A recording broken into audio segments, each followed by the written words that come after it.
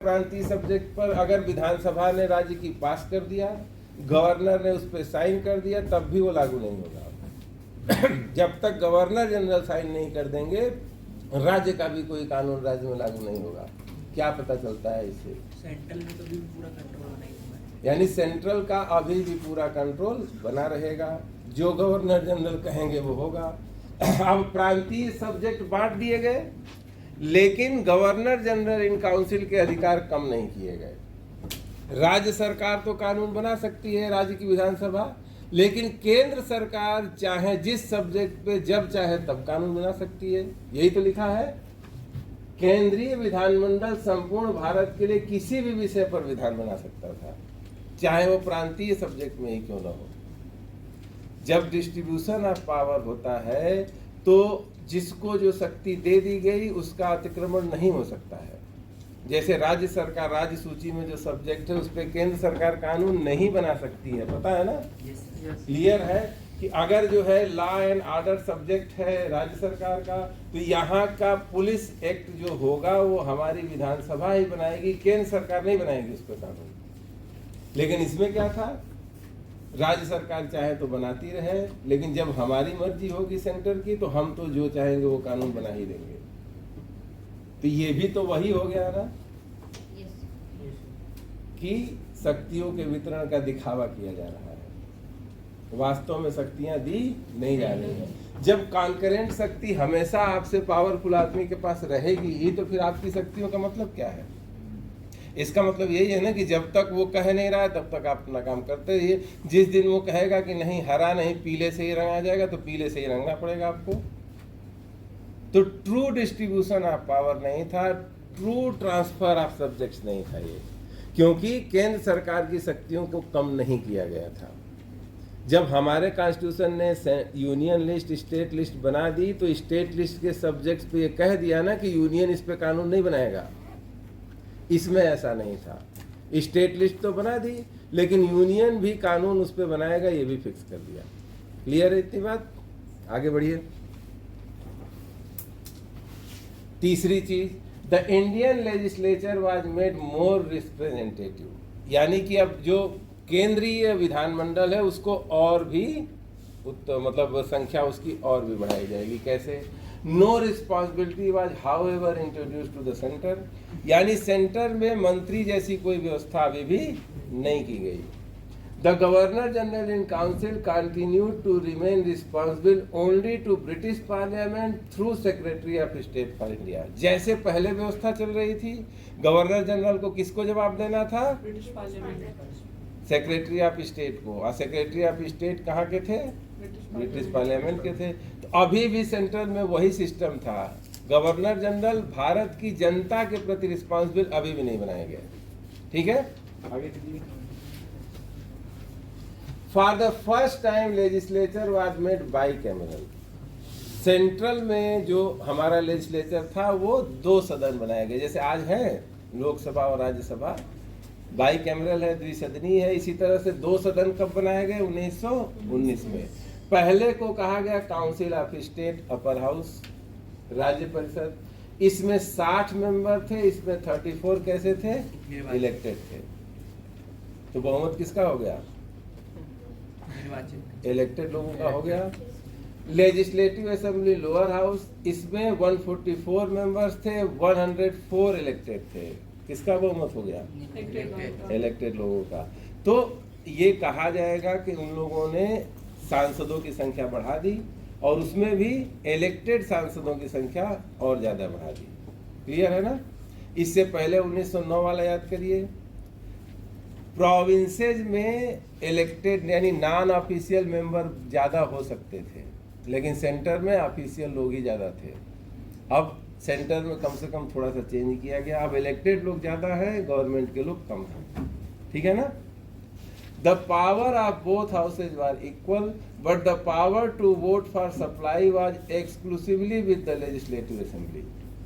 Supply मतलब रुपया पैसा, बजट। जैसे आज लोकसभा ही बजट पास करती है ना, राज्यसभा का उसमें कोई रोल नहीं होता है, पता है ये बात ना? तो सेम उसी तरह से जब पैसे रुपए की बात होगी, बजट की बात होगी, तो केवल लेजिस्लेटिव असेंबली के पास जाएगा, यही पास करेगी। इसका कोई रोल नहीं होगा काउंसिल ऑफ स्टेट्स का। ठीक है, पहले भी इसी तरह था, अभी भी ऐसे ही है। The electorates were however arranged on communal and sectional basis. जो निर्वाचन होगा किस आधार पे होगा? सांप्रदायिक आधार पे होगा। जिसकी शुरुआत कब से हुई थी? पहली बार कम्युनल रिप्रेजेंटेशन कब दिया गया था? मुसलमानों को अलग से 1909 में, कल ही तो बताए हैं ना। तो 1919 में भी इसी को जारी रखा गया और कहा गया कि अब जो है जिस भी सेक्शन को वोटिंग करनी है उसको अलग अलग व्यवस्था भी दी जा सकती है। ठीक है, आगे बढ़िए।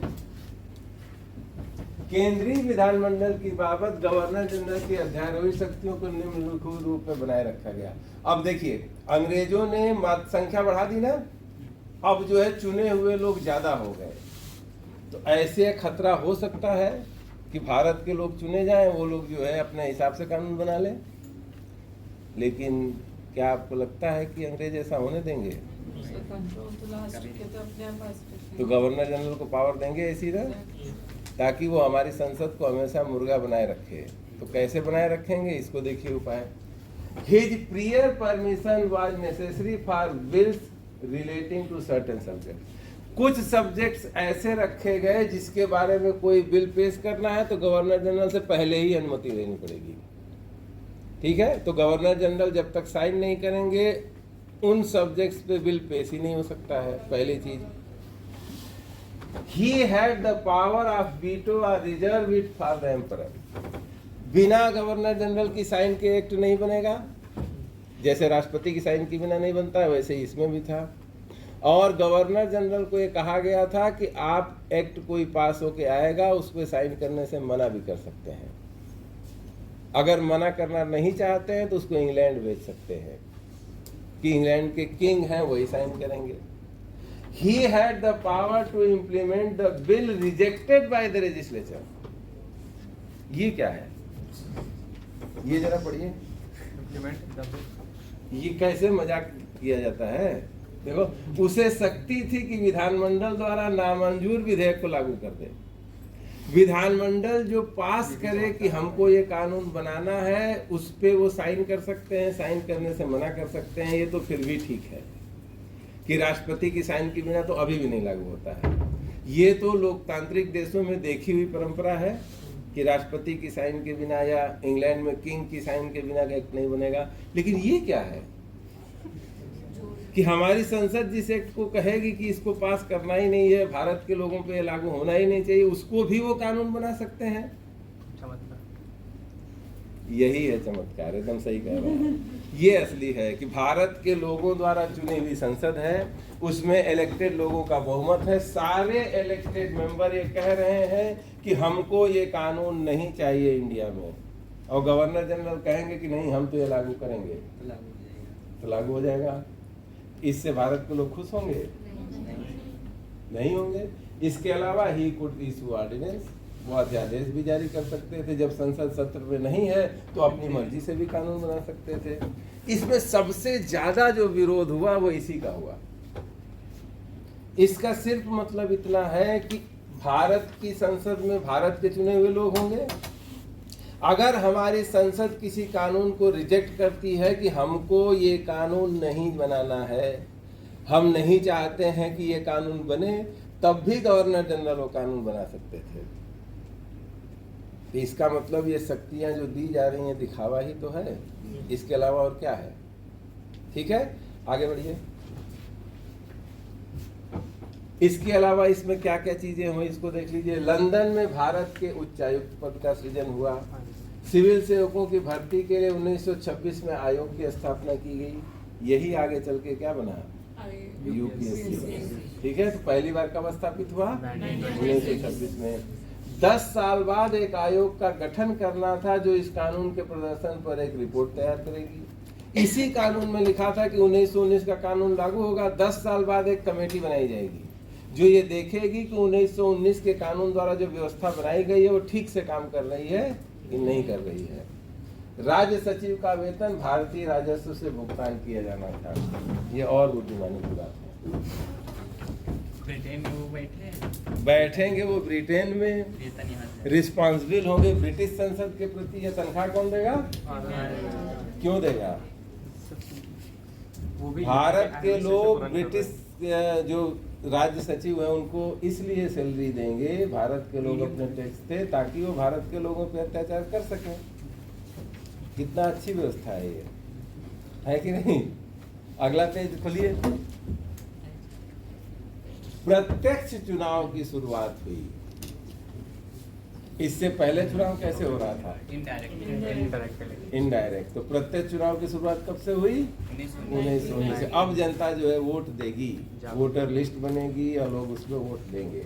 हाँ, ये है कि अभी जैसा नहीं था कि 18 साल से ऊपर हो गए तो सब लोग शामिल हो जाएंगे, ऐसा नहीं था। लेकिन डायरेक्ट उसका क्राइटेरिया बनाया गया था कि ये लोग वोट देंगे, ये लोग वोट नहीं देंगे, इतना इनकम होनी चाहिए, इतनी जमीन होनी चाहिए, इस हिसाब से सेट किया गया था। सबको वोट देने का अधिकार नहीं दिया गया था। अगला क्या है? इसने वायसराय की कार्यकारी परिषद में 3 भारतीय सदस्यों की नियुक्ति की अनुमति दी। एग्जीक्यूटिव काउंसिल में अभी तक कितने लोग हो रहे थे? 1 मेंबर। पहले मेंबर कौन थे? सेक्रेटरी। पहले इंडियन कौन थे जो एग्जीक्यूटिव काउंसिल में शामिल हुए? अरे वो बताओ तो। राजा बनारस मारेंगे ना 3 दिन तक नाचते रहोगे। 3 तो उसके बाद एक आए थे। वो तो लेजिस्लेटिव असेंबली के बने थे ना 1862 में। राजा बनारस महाराजा सत्येंद्र प्रसाद सिन्हा जो पहली बार एग्जीक्यूटिव काउंसिल में मेंबर बने थे, तो एक थे ना। अब ये कहा गया कि अब जो है 3 लोग भी एग्जीक्यूटिव काउंसिल में शामिल हो सकते हैं इंडियन। पहले से ज्यादा संख्या बढ़ गई है ना, तो खुश हो जाओ, तुम लोग दुखी क्यों हो? अब 3 इंडियन शामिल हो सकते हैं, ठीक है। सांप्रदायिक प्रतिनिधित्व का विस्तार किया गया।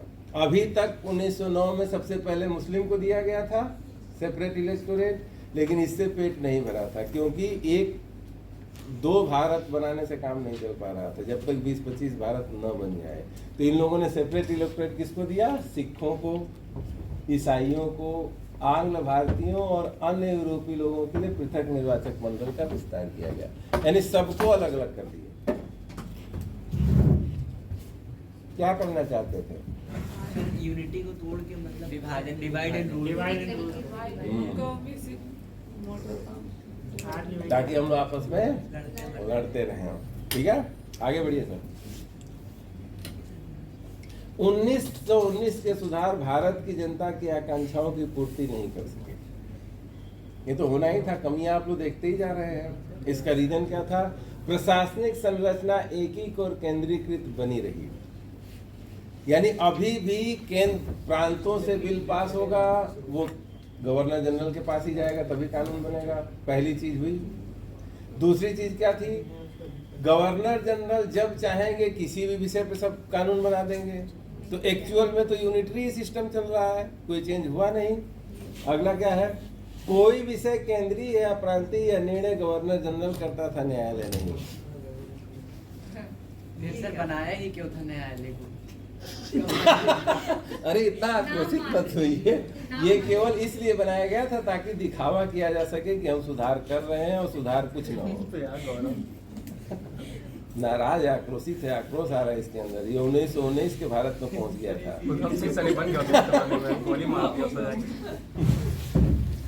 जल्दी ये दिखेगा आप लोगों को कहीं ना कहीं मारुति क्रांति लाते हुए। जो बताया ऐसे हाथ पे लिए हुए आएगा। जाओ कसरत शुरू कर दो अब। चलिए आगे चलिए। हाँ बढ़ाइए आगे। देखो, most dissatisfied with the functioning of dyarchy in provincial area. जो दोहरा शासन शुरू किया गया प्रांतों में, उससे सबसे ज्यादा असंतोष फैला। क्यों फैला? गवर्नर को अध्यारोही वित्तीय शक्तियां थी, अतः वो मंत्रिमंडल को प्रभावित करता था। मुख्य दोष धन पर नियंत्रण था। आप कितना भी अच्छा काम कर लीजिए, कितना भी अच्छी पॉलिसी बना लीजिए, बिना पैसे के होगा कुछ? आप उस दिन बताए थे ना कि आप खुद बना दीजिए कि 50 विद्यालयों की जरूरत है। गवर्नर साहब के जाएंगे, गवर्नर साहब कहेंगे बहुत बढ़िया आपने बनाया है। काश आप जैसा नेता दुनिया में हर देश को मिलता है तो कोई भी देश जो दुख में न रहता। आप तो शिक्षा के मसीहा हैं, लेकिन पैसे नहीं हैं। अब क्या होगा? सारे विभाग दे दीजिए कि मंत्री जी की सलाह पे काम करेंगे, और वित्त मंत्रालय गवर्नर जनरल रिजर्व सेट पे रखेंगे। कितना पैसा खर्च होगा ये डिसाइड करेंगे गवर्नर अपनी मर्जी से। जब पैसा ही नहीं देंगे तो काम कैसे करेगा कोई? तो कुल ले दे के दिखावा ही है ना। इसीलिए सबसे बड़ी कमी क्या थी? धन पर नियंत्रण, सामूहिक उत्तरदायित्व नहीं था। आप लोग जानते हैं कलेक्टिव रिस्पॉन्सिबिलिटी का मतलब क्या होता है? Sir council of minister completely responsible होता है, मतलब सर कोई भी मिनिस्टर एक डिपार्टमेंट के प्रति जिम्मेदारी नहीं रखता था। नहीं सर, पूरी कैबिनेट है, कैबिनेट का कोई भी डिसीजन होगा तो उसके उत्तरदायी सब होंगे। ऐसा नहीं होगा कि एक मिनिस्टर आए बोले कि हम इस वो पब्लिक में आके बोल रहे कि हम कैबिनेट के इस फैसले से नहीं एग्री करते, वो पब्लिकली आके विरोध नहीं करते। ऐसा नहीं कर सकते। देखो, कलेक्टिव रिस्पॉन्सिबिलिटी का मतलब होता है आज की डेट में जो है लोकसभा में पूरा काउंसिल ऑफ मिनिस्टर एक साथ जो है लोकसभा के प्रति रिस्पॉन्सिबल होता है।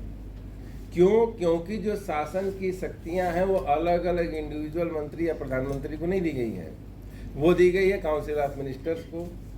अब ऐसी स्थिति में कोई भी पॉलिसी हो, अगर आप मंत्रिमंडल के सदस्य हैं, मंत्रिमंडल की बैठक में आप उस पॉलिसी का विरोध कर सकते हैं, लेकिन आपके विरोध के बाद भी अगर पूरे मंत्रिमंडल ने फैसला कर लिया कि ये पॉलिसी लागू होगी तो उसका विरोध पब्लिक में नहीं कर सकते हैं। अगर विरोध करना है तो उसका भी एक तरीका है। क्या तरीका है? हाँ, कि आप मंत्रिमंडल छोड़ दीजिए, फिर उसके बाद जो कहना है कहिए। मंत्रिमंडल में रहते हुए मंत्रिमंडल के फैसले का विरोध आप नहीं कर सकते हैं। और एक मंत्री के खिलाफ अगर सदन ने अविश्वास व्यक्त कर दिया, इसका मतलब है कि पूरा मंत्रिमंडल इस्तीफा देगा। एक मंत्री ने अगर कोई गलती कर दी और लोकसभा को लगता है कि इसके खिलाफ अविश्वास आ गया, इसका मतलब है कि गिरेगी तो पूरी मंत्रिपरिषद ही गिर जाएगी। कोई ये नहीं कि एक मंत्री हट जाएंगे बाकी लोग वैसे ही रहेंगे। ठीक है? तो सामूहिक उत्तरदायित्व जैसा कुछ नहीं था। मंत्री सारे आपस में स्वतंत्र थे, अपने हिसाब से वो काम करने के लिए बात कही गई थी। तो ये भी इस सरकार की कमजोरी का एक कारण था। अंतिम है, अब फिर से देखिए, ट्रांसफर कर दिए गए सब्जेक्ट ना। अब नीचे वाला पढ़िए, दिल को मजबूत करके, बेहोश मत होइएगा एकदम। The governor had the power to act or not act according to the advice of minister. मंत्री की सलाह से, जिसे हमारे कॉन्स्टिट्यूशन में क्या लिखा है? राष्ट्रपति को सहायता और सलाह देने के लिए एक मंत्रिपरिषद होगी, वो उसकी सलाह के अनुसार कार्य करेगा। इसमें क्या लिखा गया था? गवर्नर को सहायता और सलाह देने के लिए एक मंत्रिपरिषद होगी। गवर्नर चाहे तो उनकी सलाह से, चाहे तो अपनी मर्जी से काम करेगा। कितना शानदार है! कैसे विद्वान लोग हैं, कहाँ से आए थे सब? सोचो, इतना सारा ये मंत्रिपरिषद की सलाह से काम करने का भी कंपल्सन नहीं है। कौन सा विषय केंद्रीय है, कौन सा प्रांतीय है, ये डिसाइड करेंगे गवर्नर जनरल। और जो गवर्नर साहब है, जिनको मंत्री के हिसाब से काम करना है ट्रांसफर सब्जेक्ट्स में, उसमें भी गवर्नर को यह शक्ति है कि चाहे तो उनकी सलाह पे काम करे, चाहे तो उनकी सलाह के बिना काम करे। तो असंतोष होगा कि नहीं होगा? बिल्कुल होगा। आगे बढ़िए सर।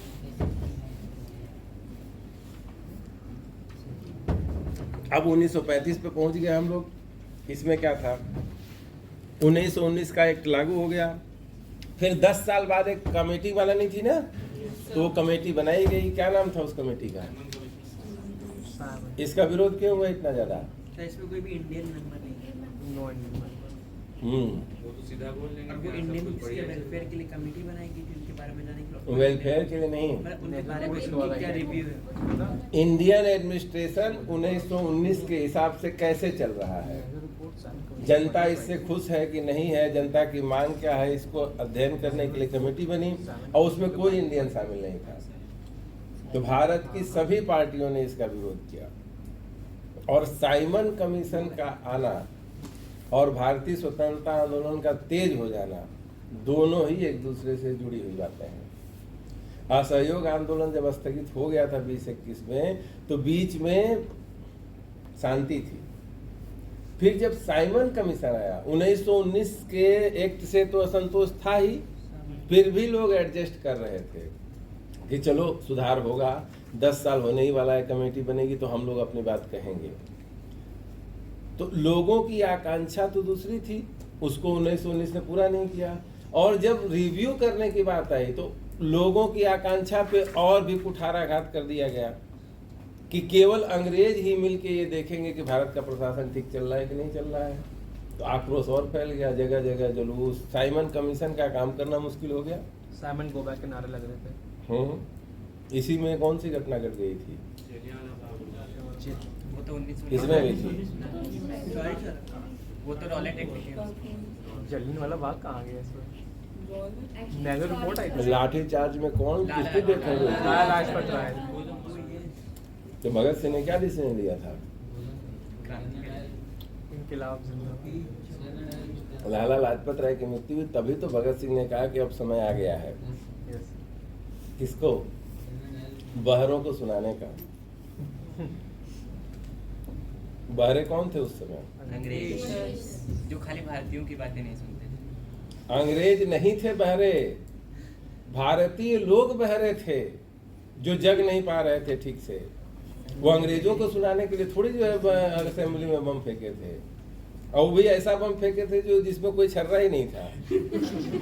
वो तो जबरदस्ती गिरफ्तार होने गए थे कि हम गिरफ्तार हो जाएंगे, हम कितना भी लिख रहे हैं, लेख लिख रहे हैं, कुछ भी कर रहे हैं, किसी पे कोई असर ही नहीं हो रहा है, हम गिरफ्तार होंगे, हम अदालत में अपना पक्ष रखेंगे, वो पेपर में छपेगा, भारत के लोग पढ़ेंगे तो भारत के लोग जगेंगे।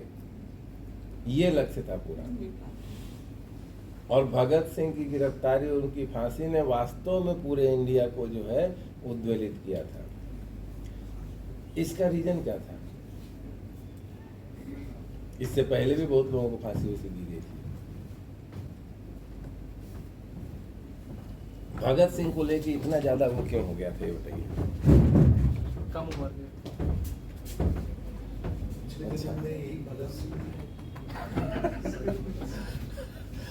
हम कहाँ से भगत सिंह बनेंगे? देखो इसलिए हुआ था ना कि ये पहली ऐसी घटना थी जब जानबूझ के कोई लोग जो है गिरफ्तार हुए थे। अंग्रेज पकड़े नहीं थे उनको, वो असेंबली में जानबूझ के गए थे और ऐसी हरकत की थी जिससे वो गिरफ्तार हो जाएं और किसी को नुकसान भी ना हो। इसका क्या संदेश गया होगा जनता में, जबकि सबको पता था कि जब अंग्रेज इनको पकड़ेंगे तो फांसी ही देंगे। तो जानबूझ के वहाँ जा रहे हैं। दूसरी बात ये थी कि भगत सिंह कम उम्र के जरूर थे, लेकिन बहुत ही गंभीर इंटेलेक्चुअल थे। उनकी 23 साल की उम्र में लिखी हुई किताबें हैं जिसको आप पढ़ेंगे तो आप समझ ही नहीं पाएंगे कि किसकी किताब पढ़ रहे हैं, कौन है ये आदमी जो 23 साल की उम्र में ही इतना मैच्योर है कि जो है वो गांधी जी से भी सवाल कर सकता है, किसी से भी सवाल करने की स्थिति में थे। आज का इंटरनेट वाला माहौल भी नहीं था, कहीं के बारे में जान जाएंगे। और वो वहाँ पर बैठे हुए, इंडिया में बैठे हुए जो प्रिडिक्शन रूस के बारे में करते थे वो प्रिडिक्शन साबित सही होता था। जो जापान के बारे में लिखा वो साबित सही हो गया। भगत सिंह पहले आदमी थे जिन्होंने कहा था कि जापान जो है गलत रास्ते पे जा रहा है।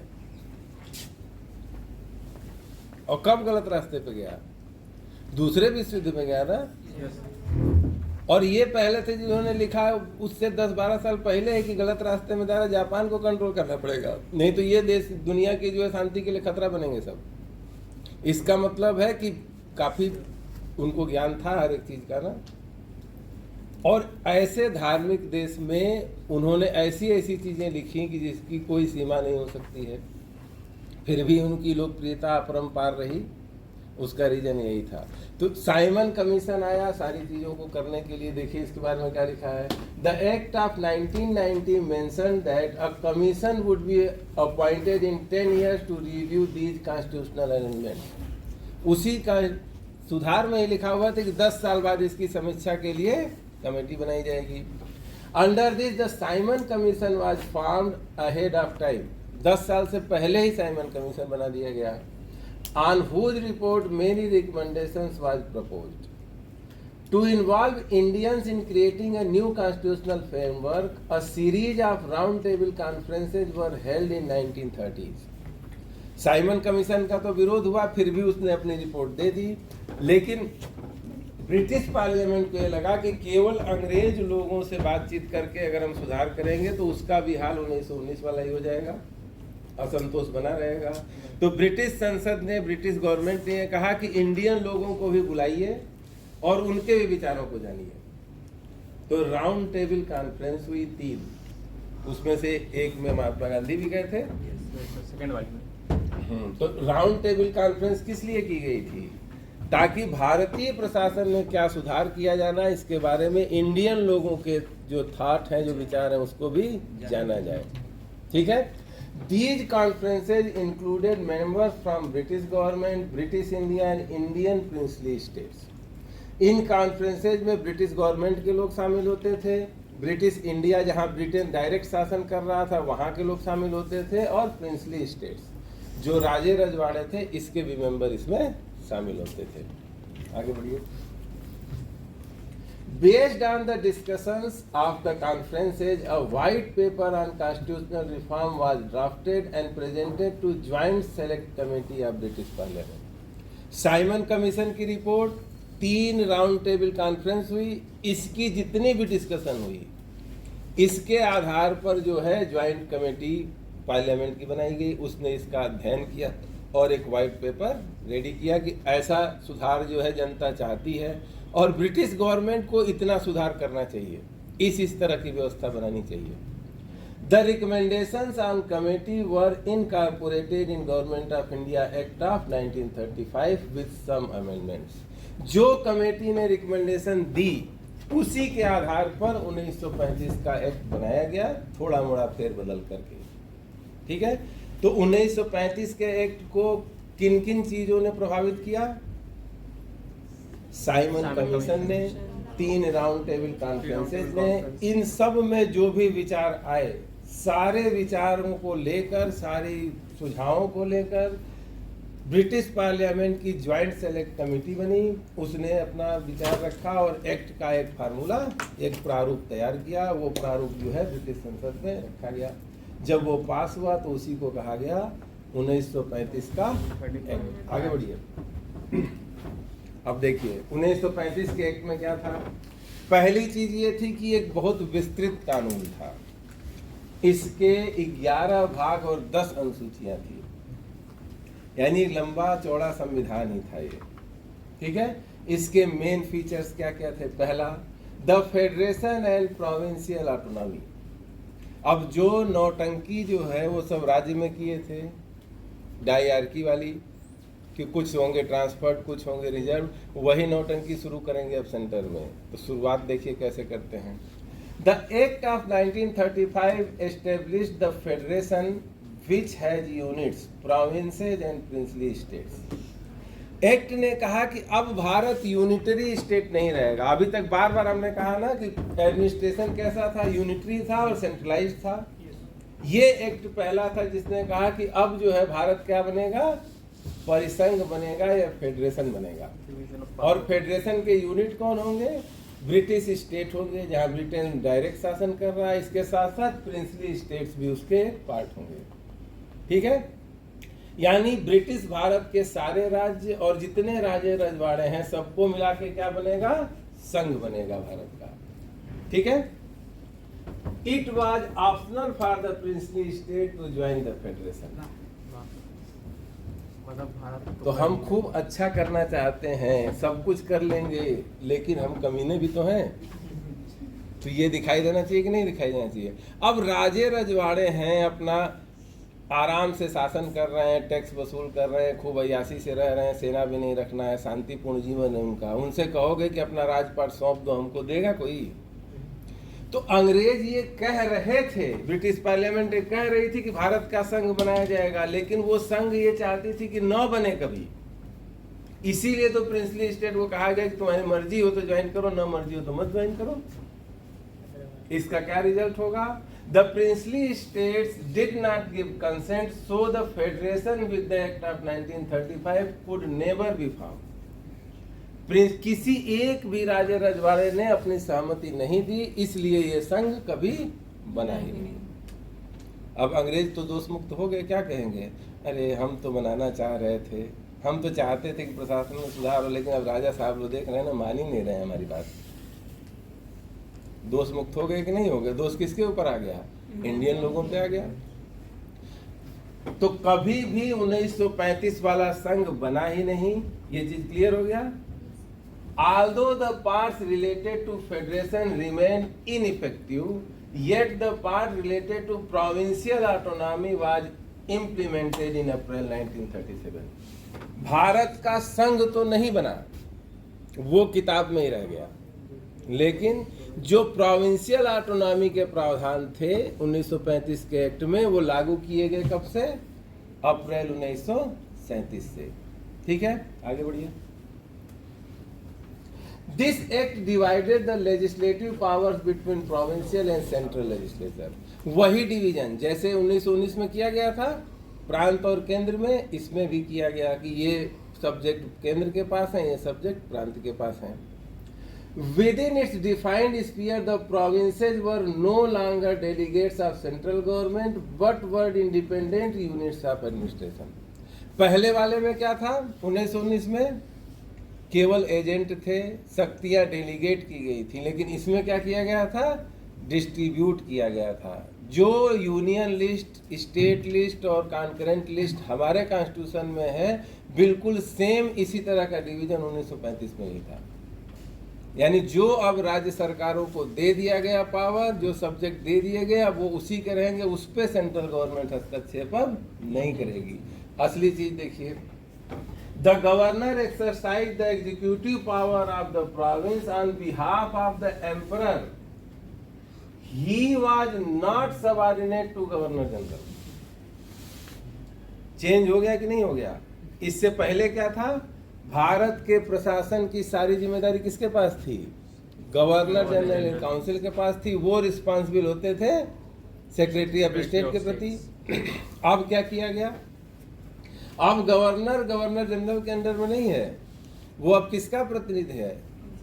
सीधे ब्रिटिश संसद के प्रति रिस्पॉन्सिबल है। अब जो है उसकी सरकार का अपना एक अलग अस्तित्व है।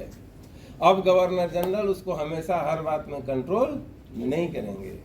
ठीक है। The governor was expected to act on the advice of ministers responsible to the legislature. अब गवर्नर जनरल यहाँ पे जो रिजर्व और ट्रांसफर था, ये वाला डिवीजन खत्म हो गया। प्रांतों में कहा गया कि गवर्नर किसके हिसाब से काम करेंगे? मंत्री के हिसाब से ही काम करेंगे, जो लेजिस्लेचर से आएंगे। ठीक है। But in some subject the governor was expected to act according to his discretion.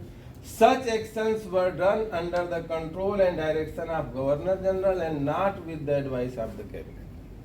हर चीज में बट लगाएंगे ना कि मंत्री जी के कहने पर ही गवर्नर करेंगे, लेकिन कुछ सब्जेक्ट ऐसे होंगे जिस पे गवर्नर जनरल अपनी मर्जी से काम करेंगे।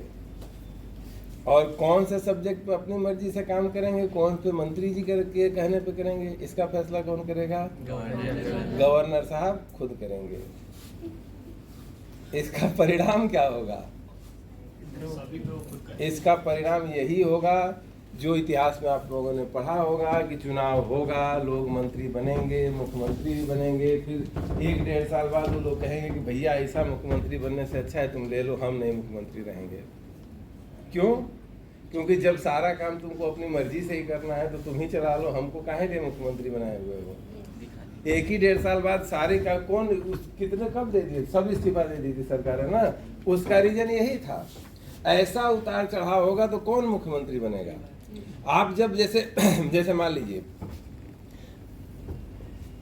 आपके यहाँ का कोई विधायक है, वो केवल विधायक है, तो आपकी जो एक्सपेक्टेशन है वो रहेगी।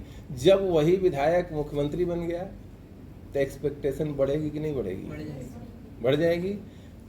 यही उस समय जो चुने हुए लीडर थे उनके साथ हो रहा था कि वो बन तो गए मंत्री, लेकिन काम कुछ नहीं कर पा रहे हैं। तो क्या कहेंगे? वो कहेंगे भैया इससे अच्छा है, जब अधिकार है ही नहीं, नाम का ही है, तो पब्लिक एक्सपेक्टेशन हमने बढ़ा दी और काम हम कुछ कर नहीं पा रहे हैं, तो इससे अच्छा है कि इसको मत करो, इस पद को ही छोड़ दो। तो ये रीजन था इसका कि थोड़े समय के लिए ही जो है सत्ता में रहे, उसके बाद सारे एक साथ इस्तीफा दे दिया सभी सरकारों ने। तो कोशिश तो कर रहे थे, पहली कोशिश कहाँ फेल हुई इन लोगों की, संघ बनने में असफल हो गए। फिर राज्यों में प्रोविंसेस बनाने की कोशिश की, ऑटोनॉमी देने की कोशिश की, लेकिन गवर्नर को अधिकार दे दिया गया था कि वो अपनी मर्जी से भी बहुत से काम कर सकते हैं। तो ये भी व्यवस्था भंग होनी थी, और इस व्यवस्था को भंग हम लोग कल करेंगे, ठीक है। और सीट अभी शेयर कर दी जा रही है, लिख के और पढ़ के आएंगे तो कल और समझ में आएगा बढ़िया, ठीक है। ये सीट ग्रुप में हम डाल देंगे।